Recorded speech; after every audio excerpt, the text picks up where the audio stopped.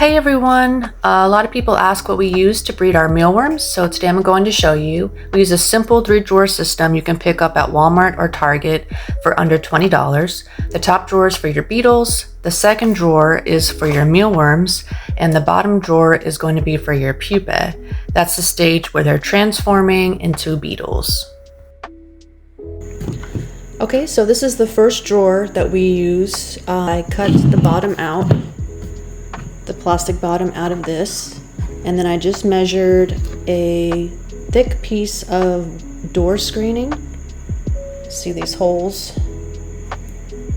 And I just hot glued this on the inside here all the way around so that the beetles can get through. So you're going to be putting your beetles in this bin and cover this with a little bit of wheat bran, and when they mate, their eggs are going to fall through this screen and go into your second tub. And your eggs are like the size, even smaller than the size of these little holes here. So this is perfect for your first tub. Now you can also just not cut it open if you want to and just put wheat bran in here and then dump the wheat bran into a separate tub if you don't want to do that, but I find that it's easier for the eggs just to drop in and you don't have to do all that extra work. So here you can see the 3 color stages of the beetles. They start off light, then turn the reddish brown color, and then within about 5 to 7 days they become fully black. That's the adult stage when they're ready to breed. They typically live about 2 to 3 months, and then they start laying eggs within just a few days of turning fully black. At this stage, it can be difficult to tell the difference between males and females since they look almost identical. And once a month, I'll go in and, clean out all the dead beetles, and then once a week, I put fresh potatoes and fresh carrots in there for them. So this is the second bin. This is where the eggs drop into and then they grow into mealworms. We have all different sizes in here, but there's thousands and thousands of them. You just can't really see them. They're like all the way at the bottom here. And so I'll go through these once a month and harvest them, sort through them, and put fresh mealworm bedding in here. And then they'll also have potatoes and carrots too, so they get hydrated. Okay, so this is the third bin. This is the bin where we put the pupa in.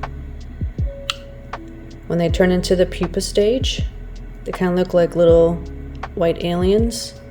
So we just throw them in here. And this is the stage that they'll turn into the beetles. So you want to try to keep it at, if you want them to grow into the beetles faster, you want to keep it at room temperature, like 75 degrees.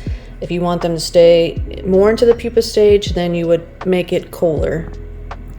So once we put them in here, it's about 7 to 14 days, and then they'll start hatching into the beetles. So they'll come out white, and then they'll turn into like this tan color. This is the very first day that they'll turn into that color. And I put the wheat bran in here, even though the pupa won't eat it while they're in this stage, but this helps the beetles, after they emerge, crawl onto the egg flats here. And then I can just grab the egg flats. See, they're hanging on there. And I can just dump them into the beetle bin. So it's a lot easier to get them out. And now you don't want to keep the pupa in with the adult beetles because they will eat them as food. So that's why you want to have a separate bin to put all the pupa in. And it actually works really good. And I just come here once a day and I just take the beetles and they'll just be all on the egg crates here. And I dump them into the other ones. Here we have a small cooler we keep around 55 degrees. This is where we store our extra mealworms to slow them down so they don't turn all into beetles at once. At this temperature, they're not really eating or growing, so once a week we'll take them out, let them warm up, and give them some carrots. And we don't leave food in here because it can mold, and the worms aren't active enough to eat it anyway. Okay, so that's a cheap and easy way to breed your own mealworms at home.